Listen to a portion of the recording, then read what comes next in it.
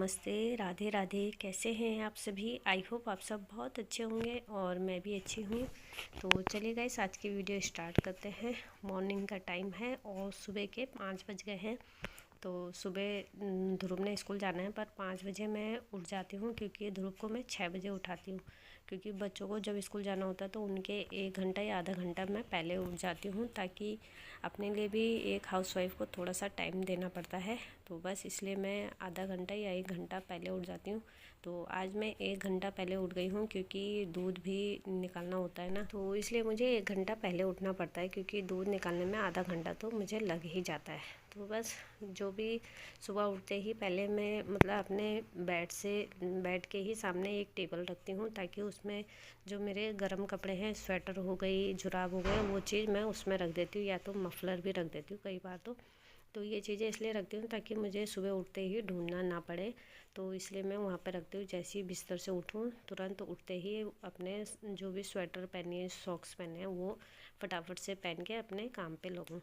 तो बस स्वेटर और सॉक्स पहन लिए थे मैंने। उसके बाद अपना फ्रेशनअप होके आई थी और फिर दूध भी निकाल लिया था मैंने। और जो दूध लेने वाले होते हैं ना, वो भी आ गए थे। तो उन्होंने डब्बा तो रख के चले गए थे और वो टहलने के लिए निकल गए थे। उन्होंने कहा मैं टहल के आऊँगी तब दूध ले जाऊँगी। तो बस यहाँ पे डब्बा रखा हुआ है। और उससे पहले मैंने दाल भी चढ़ा दी थी गैस में, सब्ज़ी भी चढ़ा दी थी और अपने लिए पानी गर्म करके रखा था। फिर मैंने सोचा आराम से पीऊँगी, क्योंकि हड़बड़ी में ना जल्दी जल्दी में पानी पिया ही नहीं जाता है। तो बस इसलिए पानी गर्म करके एक गिलास में साइड में रख दिया था। तब तक जब तक मैंने ब्रेकफास्ट लंच की तैयारी करी थी, तो तब तक मैंने पानी साइड में रख दिया था। और उसके बाद आराम से फिर पानी पिया है पहले।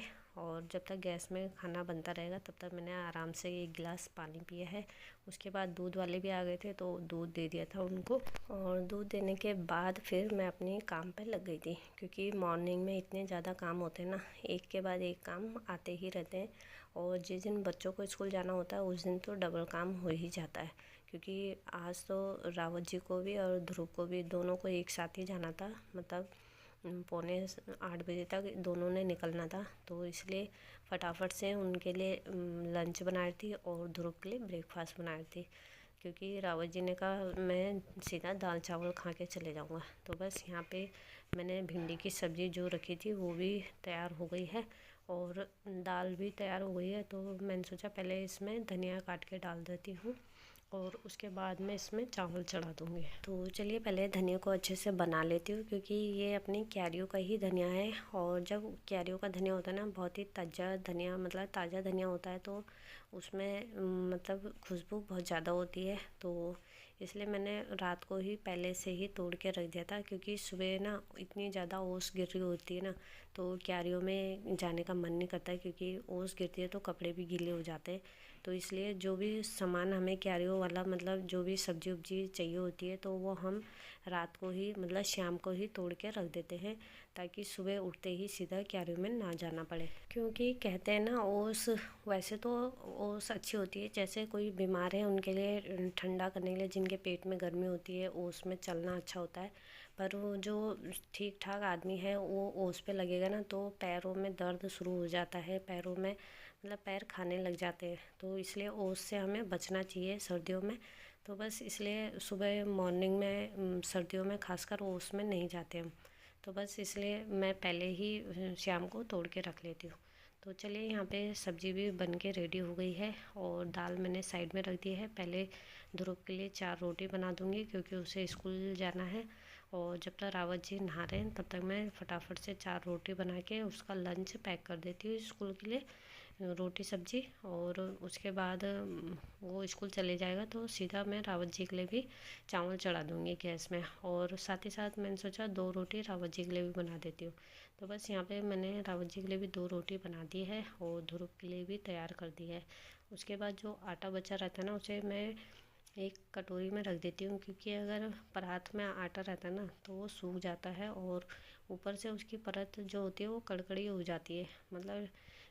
उससे फिर रोटी बनाई नहीं जाती है, ख़राब रोटी बनती है। तो इसलिए आटे को सर्दियों में ढक के रखना पड़ता है, ताकि वो मुलायम रहे।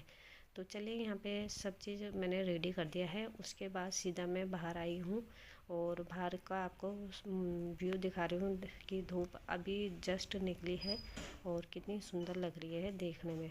और यहाँ तो जैसे ही सूरज उगता है ना, तो उसके बाद सूरज इतना सुंदर लगता है देखने में, मतलब शहरों में तो मिलता ही नहीं है देखने में, तो इसलिए मैंने सोचा आपको ये वाला व्यू ज़रूर दिखाऊंगी।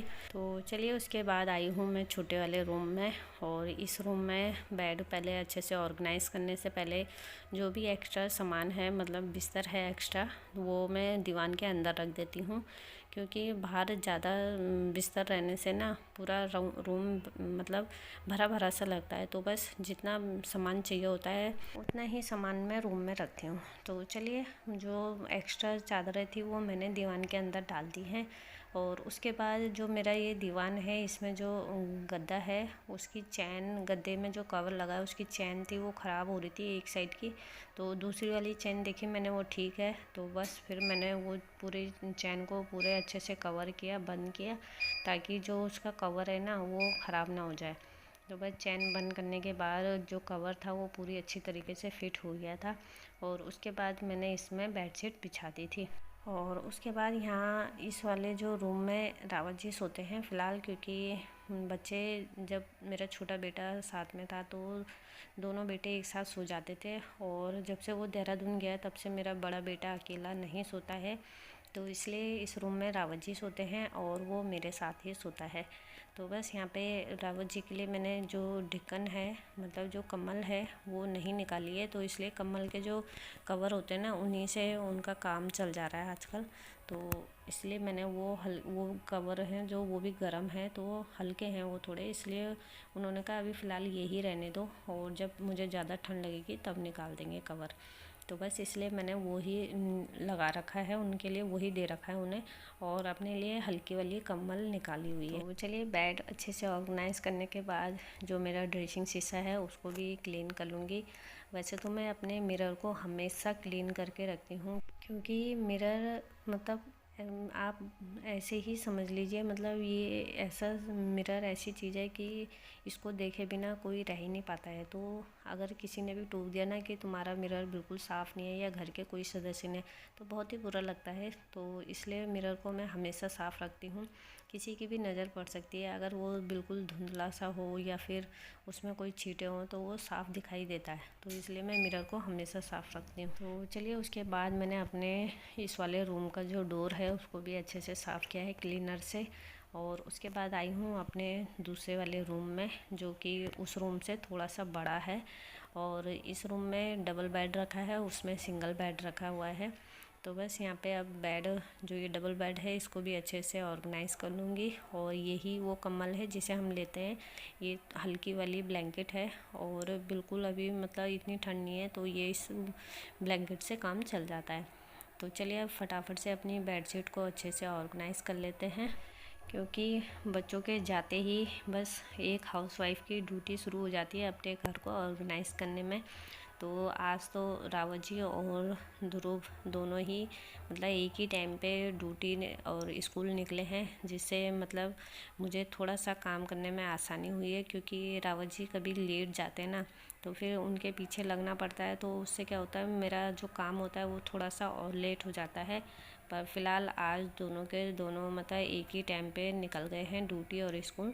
तो बस उसके बाद सीधा हमने चाय पी है, और उसके बाद मैं सीधा अपने घर की क्लीनिंग में और क्लीनिंग डस्टिंग में लग गई हूँ। तो चलिए, बेड को अच्छे से ऑर्गेनाइज़ करने के बाद अपनी इस रूम में भी क्लीनिंग डस्टिंग में लग गई थी मैं, क्योंकि घर में क्लीनिंग डस्टिंग मतलब रोज़ नहीं भी करेंगे तो एक दिन छोड़ के तो हमें क्लीनिंग डस्टिंग करनी चाहिए, जिससे घर बिल्कुल साफ़ सुथरा और चमकता हुआ रहता है। और सबसे बड़ी बात यही है कि एक हाउसवाइफ़ को हमेशा सुबह जल्दी उठना चाहिए। सुबह जल्दी उठने से हमारे सारे काम आराम से और फटाफट से हो जाते हैं, और काम फटाफट हो जाए ना तो हमको थोड़ा बहुत टाइम भी मिल जाता है एक्स्ट्रा काम करने के लिए, और आपके पास जो भी एक्स्ट्रा काम होता है वो हम उस खाली टाइम पे कर लेते हैं।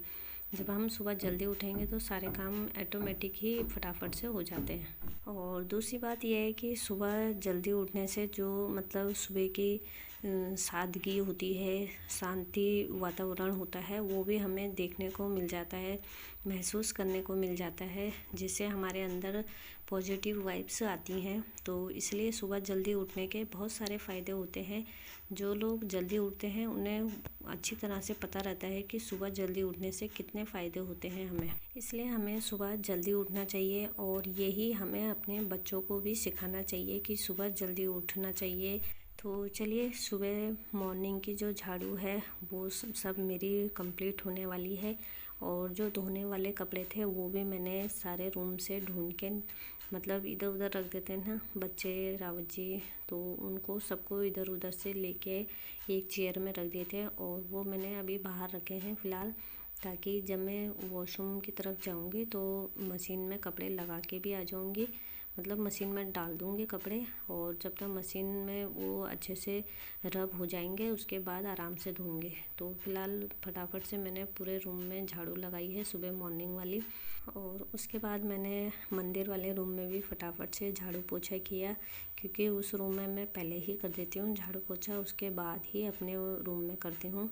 तो जब झाड़ू पोछा मैंने कर दिया था उसके बाद अपने रूम में भी किया, और उसके बाद फटाफट से मम्मी ने पूजा पाठ करी और हम लोगों ने नाश्ता किया। और अब फटाफट से ब्रेकफास्ट के जो बर्तन हैं उनको धो लेती हूँ। और ब्रेकफास्ट में रोटी, सब्जी, दाल, चावल सब चल जाता है, क्योंकि आजकल दिन छोटे हैं तो दिन में टाइम नहीं मिल पाता है, क्योंकि गेहूँ की बुताई चल रही है, मतलब गेहूँ बो रहे हैं लोग तो खेतों में और क्यारियों में काम कर रहे हैं, तो उस वजह से टाइम नहीं मिल पाता है दिन में। तो इसलिए दिन में रोटी सब्जी बनती है, और इस समय हम लोग चावल और रोटी सब्जी ही खा लेते हैं। तो चलिए फटाफट से बर्तन धो लेती हूँ, और बर्तन धोने के बाद मुझे क्यारी बनाने जाना है और खेत में भी थोड़ा बहुत काम करना है, क्योंकि कल हमने गेहूँ बोना है तो आज खेत में थोड़ा बहुत काम करना पड़ता है। तो चलिए, बर्तन धोने के बाद मैंने जो फ्रूट्स रावत जी शाम को लेकर आए थे तो उनको धो के लगा देती हूँ। आजकल फ्रिज में नहीं रखती हूँ मैं फ्रूट्स, क्योंकि सर्दियाँ स्टार्ट हो गई है और सर्दियों में फ्रूट्स फ्रिज में हमको नहीं रखने चाहिए। अगर फ्रिज में रखेंगे ना तो खाना मुश्किल हो जाता है। अब इंतज़ार करो कि कब वो थोड़े सिंपल तरीके से नॉर्मल होंगे और तब हम उसको खाएंगे। तो इसलिए आजकल फ्रूट बाहर ही रखती हूँ, ताकि जैसे ही मन करे उसी टाइम इसको मतलब फ्रूट्स खा सकते हैं। तो चलिए, यहाँ पे मैंने फ्रूट्स अच्छे से वॉश कर लिए हैं। और जो ये मेरी कंडी थी ना, ये बच्चों के लिए चॉकलेट्स की कंडी थी, गिफ्ट में लाई थी मैं चॉकलेट, तो उसी की कंडी है और ये काफ़ी अच्छे यूज़ पे आई। तो ये ऐसी रखी हुई थी मैंने, तो आज मैंने इसको अच्छे से धो दिया है और मैंने कहा ये फ्रूट्स के काम आ जाएंगे। तो वाकई में इनमें फ्रूट्स रखने के बाद ये कंडी और भी सुंदर लग रही थी देखने में। तो चलिए, यहाँ पे मैंने फ्रूट्स लगा दिए हैं कंडी में, और प्लेट में रखो ना तो प्लेट में पानी रुक जाता है, तो इसलिए मैंने सोचा ये कंडी ज़्यादा बेस्ट रहेगी फ्रूट्स रखने के लिए। तो यहाँ पे मैंने अपनी पूरी किचन भी अच्छे से साफ़ सुथरी और चमका दी है। तो चलिए, मेरा तो पूरा काम हो गया है, और अपने घर को चमकाने के लिए जो लास्ट टचअप देना पड़ता है ना, वो है मॉपिंग। तो पूरे घर में कर लेते हैं मॉपिंग, और मॉपिंग के बाद पूरा घर लगता है नीट एंड क्लीन। तो इसलिए लास्ट में जो मॉपिंग का काम होता है ना, उससे पूरा घर चमक जाता है। तो चलिए, कर देते हैं पूरे घर में मॉपिंग, जिससे घर रहे बिल्कुल साफ़ सुथरा। तो चलिए गाइस, आज की वीडियो यहीं पे एंड करती हूँ। मिलती हूँ नेक्स्ट वीडियो में, तब तक ले बाय बाय।